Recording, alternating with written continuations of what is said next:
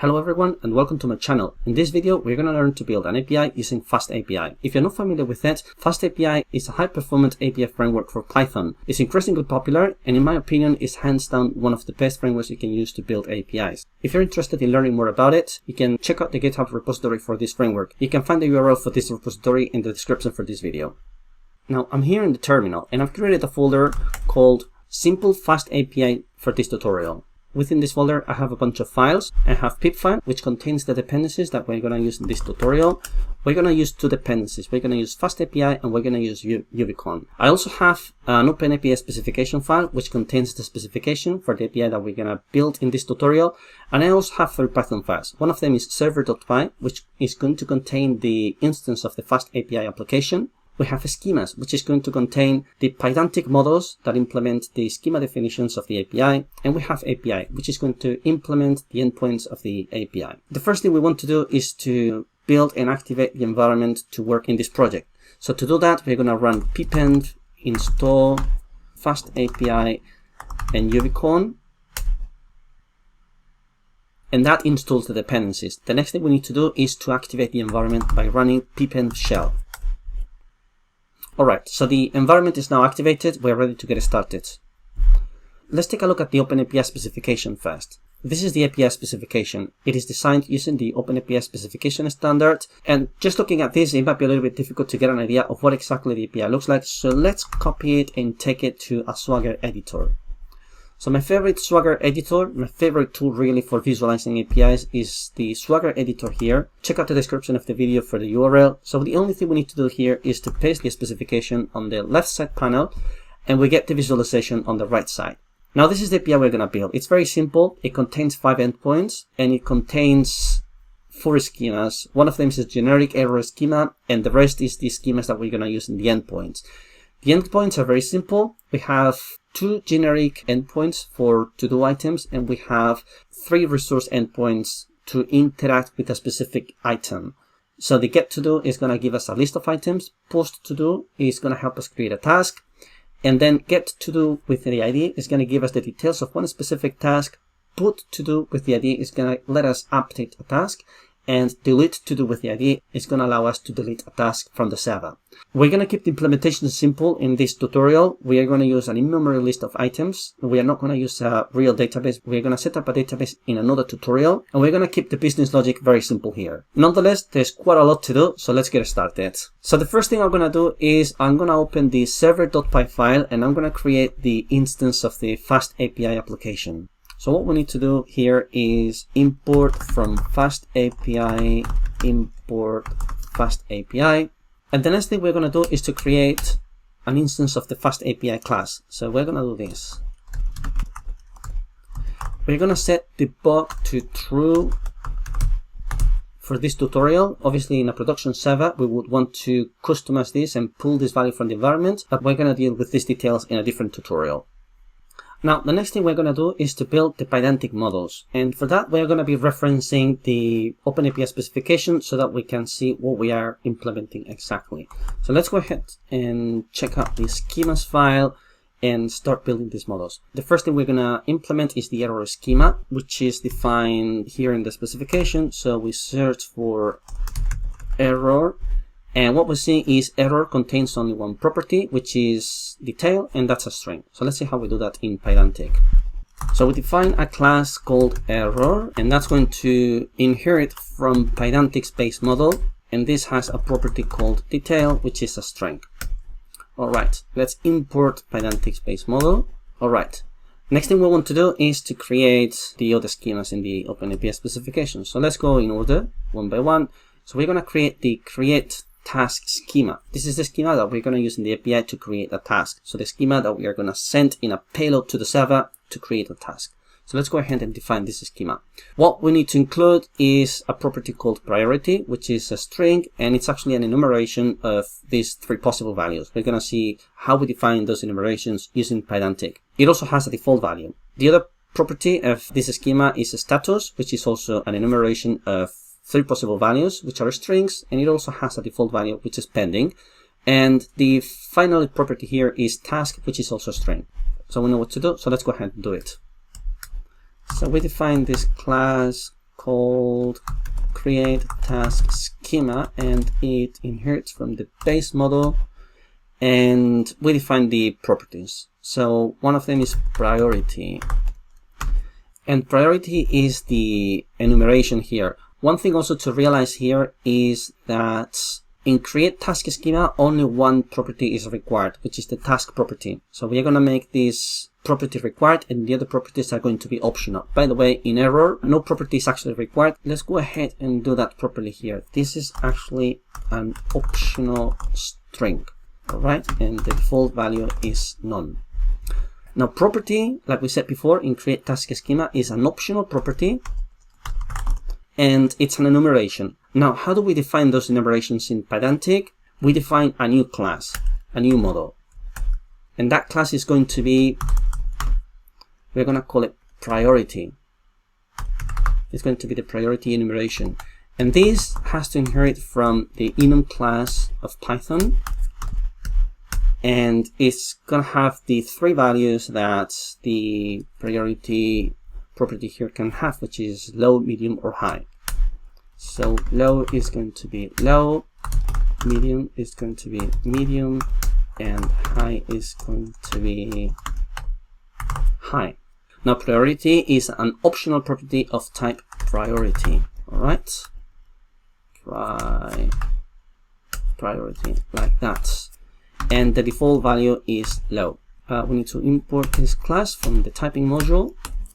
Now, status is another optional property, and it's going to have, say, similar definition to priority.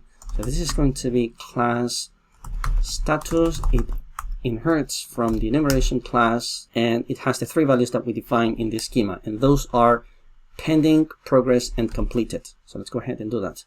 Progress is progress, pending is pending, and completed is completed. Now, the status property here is an optional property of type status with a default value of, what is it? It is pending.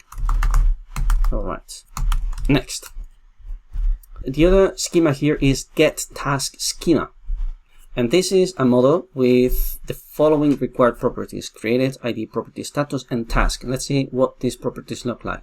So ID is a string of UUID format. Created is a string of date-time format. Datetime here is an ISO date. Priority is a string like we saw before with this enumeration of values. Status is the same as before with the enumeration, and tasks is simply a string. So let's go ahead and define that. So this is class getTaskSchema. It inherits from the base model of Pydantic, and it has these properties. ID is UUID, and this is the UUID class from Python's UUID module. Then we have created, which is a date time, and this is from Python's date time module. Then we have priority, which is the priority class that we defined before, and in this case it is required. It's not optional, so we don't put the optional marker on it. Then we have a status, which is the status property, that status class that we defined before, and we have task, which is the string. Next, then we have finally this listTaskSchema, which is going to be the schema that we use in the getToDo endpoint, which is going to return a list of tasks. And this is very simple. This is an object with a tasks property which points to an array of schemas which are defined by the previous model we had before. So this is going to be simple to define here in Pydantic. This is class listTaskSchema inheriting from base model, and this has a property called tasks, which is a list of getTaskSchema. We import this from the typing module, and we're ready to go. Okay, so that's the Pydantic models. Now we are going to define the endpoints of the API, and that is going to be in the api.py file.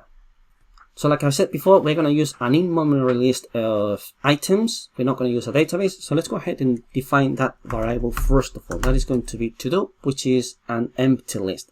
it's going to be initialized as an empty list. And the other thing we want to do is to import the server instance of the server file, which is the instance of the FastAPI object. So let's go ahead and import that variable. So from server import server. All right. Then we're going to define the endpoints of the API using this server object. So the FastAPI object exposes a number of decorators, which are named after the HTTP methods that we want to use to define our endpoints. So server.get is going to be the get decorator that implements a get endpoint. And the decorator takes a few parameters. The first of them is the URL path on which the endpoint is being defined. It also takes a response model, which is the Pydantic model that has to be used to serialize the response. And optionally, it also takes a status code, which is the status code of the response that is going to be sent to the user from the server. So let's see how this works in practice. So the first thing we're going to implement, again, we're going to do in order. We're going to be checking the OpenAPI specification here. The first thing we're going to implement is this get to do endpoint. So this is going to be server get on the to-do URL path. It has a response model, which is list task schema. If we go back to the specification, this is the reference for the schema of the response of this endpoint. So list tasks schema, and we need to import this from the schemas module. So this is the decorator for the function. Now we define the function, the view. Normally we call these functions views because they are serving views from the server. So we're going to call it get tasks. And this simply returns an object, which is tasks to do. And it's simply like this because the list tasks schema model, all it has is a property called tasks, which is a list of the tasks, and those tasks are stored in this in-memory list in the server. All right, so we have one endpoint ready. Let's check out the specification again to see the properties of the next endpoint. And this is post to do, and this one has a response with a different status code. It's 201. So the default status code in a response in FastAPI is 200. In any other framework, it's going to be the same. So we're going to have to tell the decorator that we want a different status code in this case. And we're going to have to define a response model, which is the get task schema. And we are also going to have to include a parameter in the view function for this endpoint, which takes a parameter with the type of the CreateTaskSchema that we defined in the schemas file. It may sound a little bit complicated, but it's simpler than that. Let's go ahead and see how we do that in practice. So that is going to be server post to do response model is get task schema. Let's import that. And the status code is status. You're going to see where that comes from. HTTP 21 created. And this comes from Starlet, okay? If you're not aware of this, FastAPI is built on top of Starlet. Starlet is the web framework that actually gives you all these routine synchronous capabilities of the web framework. FastAPI is putting together Starlet together with Pydantic to make it easy to build REST APIs. Then let's define the function view for this endpoint, and that is going to be CreateTask. Now, like I said before, CreateTask here has to take an input, which is the payload sent by the user of the API, which is representing a task. So we're going to call it payload, and it has a type, which is the CreateTaskSchema model that we defined in the schemas module earlier. So like that. And what we're going to do here is we're going to retrieve the dictionary representation of this model. So we're going to do this. Payload dictionary. Now we're going to enrich this payload with additional information because we need additional information to store this in our list and then serve it to the user. So we need to give it first of all an ID, and that is going to be using the UID module of Python. It's a UID like we saw before. It also has a created time, and that is datetime UTC. Now the reason why we use UTC is because we don't want to be bothered with specific timestamps. We want to have universal time reference. So this is this, and this is UUID. All right. The next thing is the priority.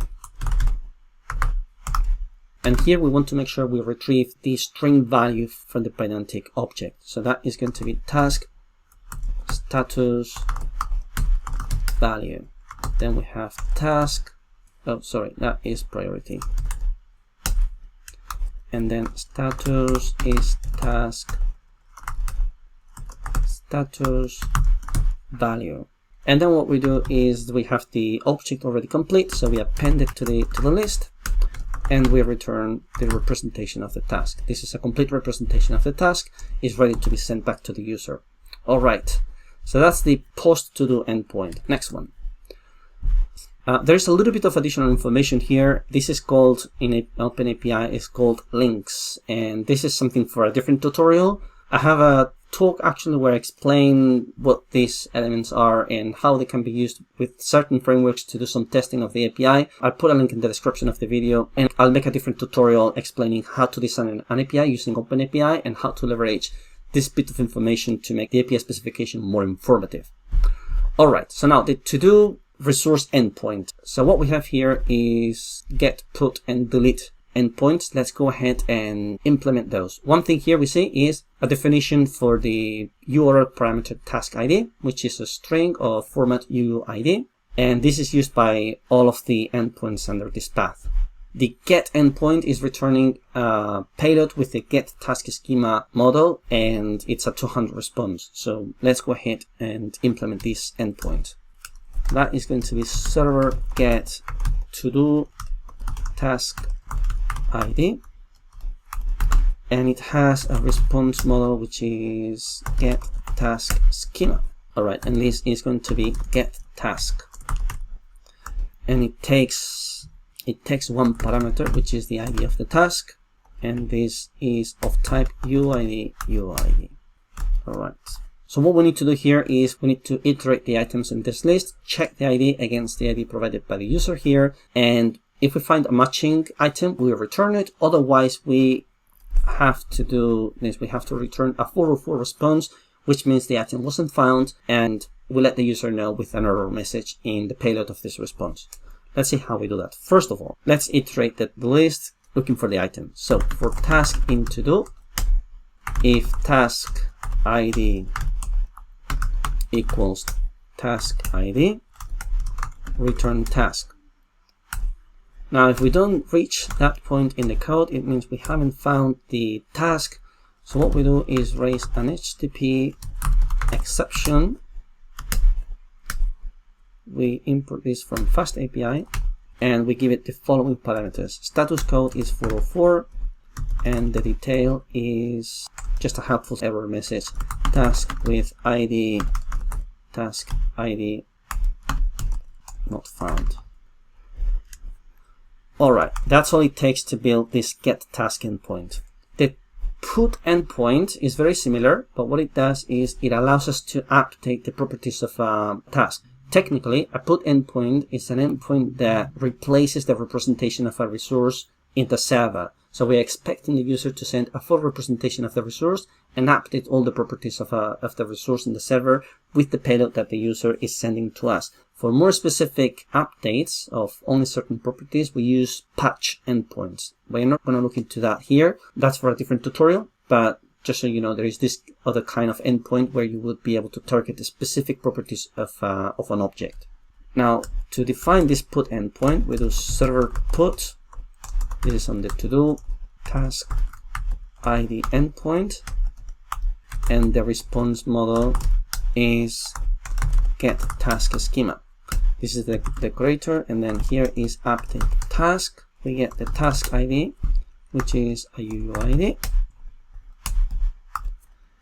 And what we do here is the same. We iterate the list looking for the item. If the item isn't found, we return a 404 response. And if the item is found, we have to update all of the properties in the item with the values of the payload sent by the user. So there is a payload missing here in the signature definition of this function, which is payload.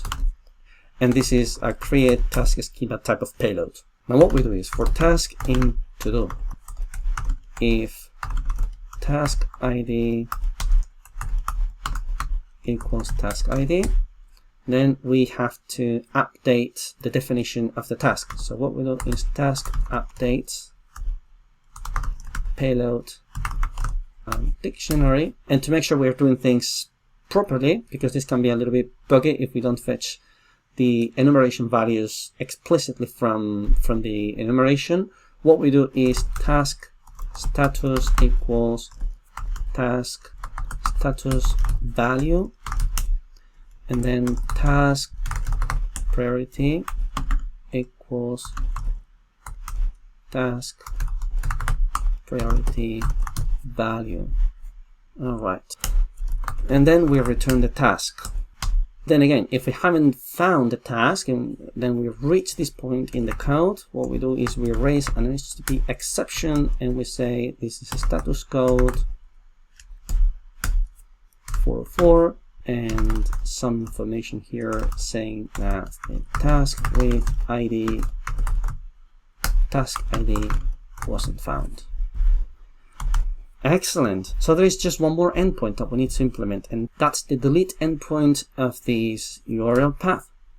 And it has a very similar specification, only that in this case the successful response is the 204 response. 204 HTTP status codes don't have payloads, so it's an empty response. We're going to see how we do that.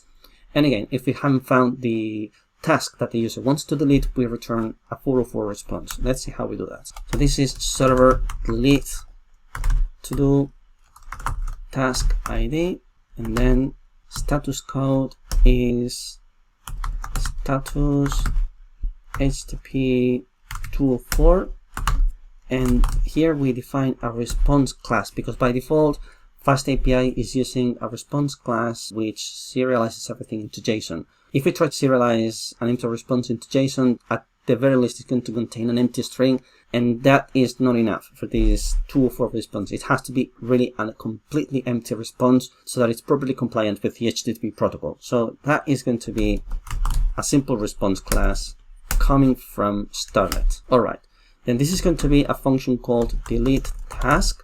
It's going to take the task ID, which again is a UUID.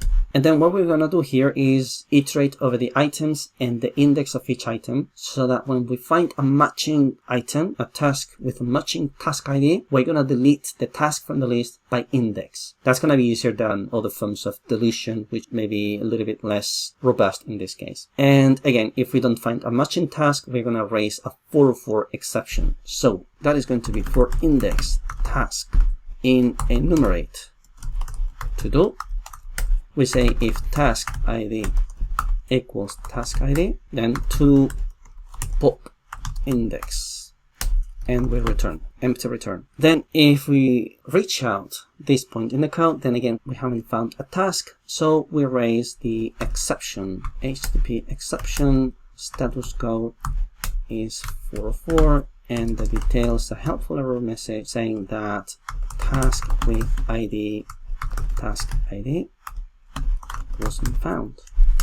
Alright, so this is all it takes to build a server. Let's get it running and let's play around with it and see what happens.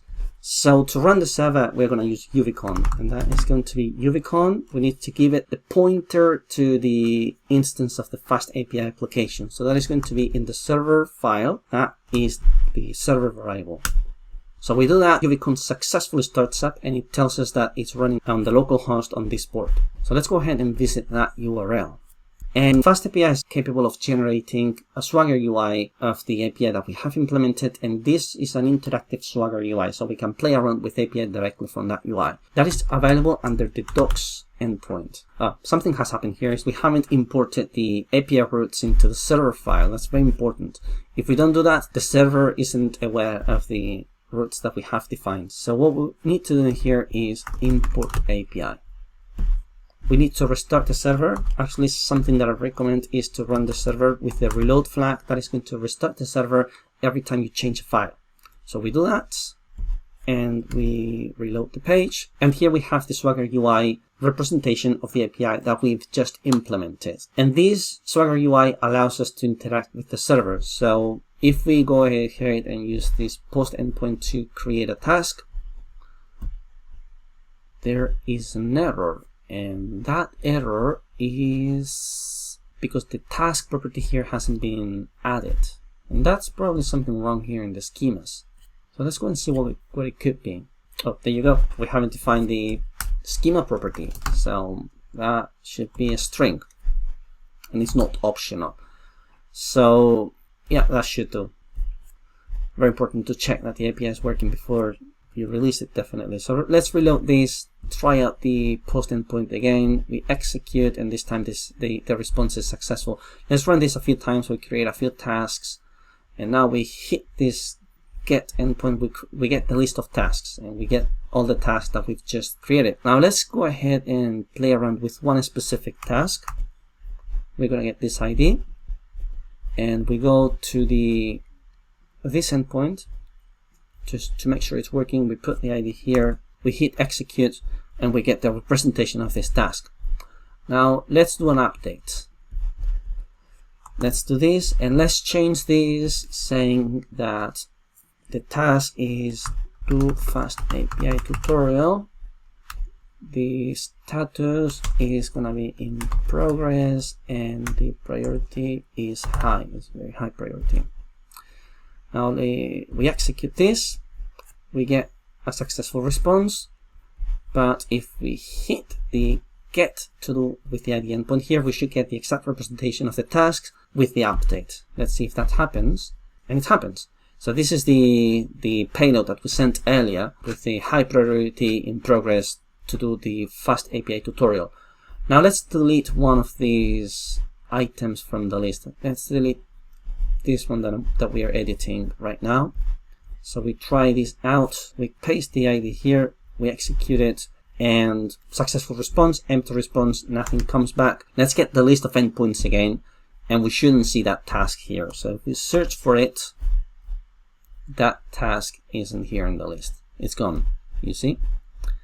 All of the others are the other tasks that we had created before. None of them has the different payload that we created when we were running the put endpoint. So this is very simply how a FastAPI application is built. This is the basics, but really just leveraging everything you've learned in this tutorial is enough to build a more complex application. In different tutorials, we're going to learn to add database models, business logic. We are going to learn to register middleware, to create custom middleware, add authentication to the API. We're going to learn also to test the API with proper API testing frameworks, such as Schema Thesis and Dread. In the meantime, if you like this video, please subscribe to my channel and like the video, make a comment, and share the video with your network. All of this is really helpful for me to continue producing content like this.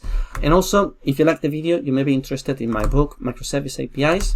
So this is a book that I'm writing for Manning, fully dedicated to teaching you how to design and build microservices and drive their integrations with APIs. And it's full with examples, everything in Python. If you are interested in the book, you can find in the description of this video a link where you can download 2 chapters for free, and also a discount code if you wanted to get a copy of the book. That's everything I wanted to say. I hope this video was useful, and I hope to see you soon.